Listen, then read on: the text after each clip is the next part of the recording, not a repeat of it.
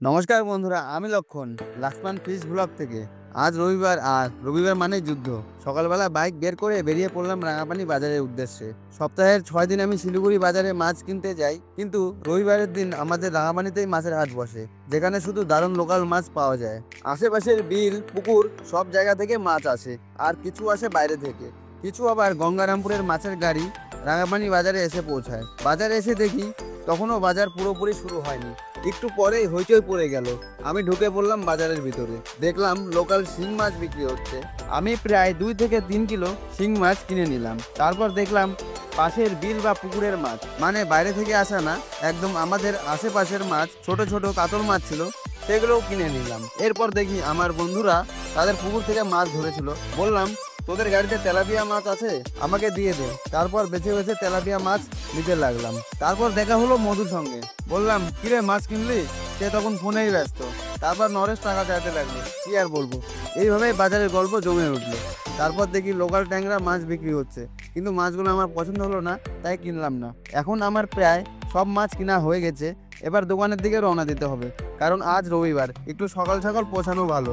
মাছগুলো ভালো করে বাইকে ঝুলিয়ে নিয়ে আমি আর ভুবন ভাই বেরিয়ে পড়লাম। রাস্তায় আজকে সকালে ঘন কুয়াশা, মনে হচ্ছে ঠান্ডা পড়ে গেছে। প্রকৃতি যেন আগাম বার্তা দিচ্ছে ঠান্ডা পড়ে গেছে।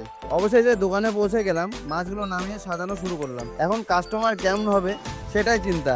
আজ আমার দোকানে ছিল তেলাপিয়া মাছ, সিলভার কাপ মাছ, রুইয়ের পোনা, বড় রুই মাছ, বড় কাতল মাছ, বড় গ্লাস কাপ মাছ, আর আমেরিকান রুই, লোকাল শিং মাছ, ইলিশ, চিংড়ি, আরও অনেক ধরনের মাছ ছিল আমার দোকানে আজকে।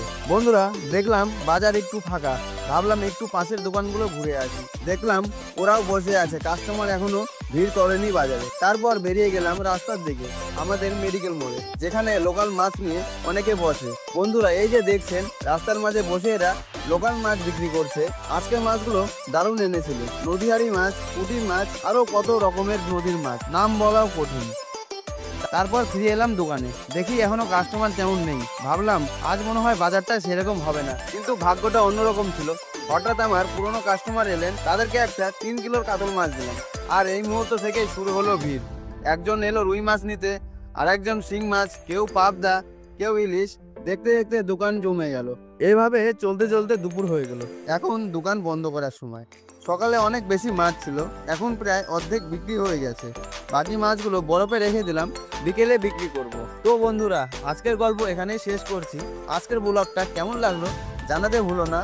ভালো লাগলে একটা লাইক দিও, আর আমার YouTube channel Laxman fish blog subscribe করো। ফেসবুক পেজটা ফলো করে রেখো, কারণ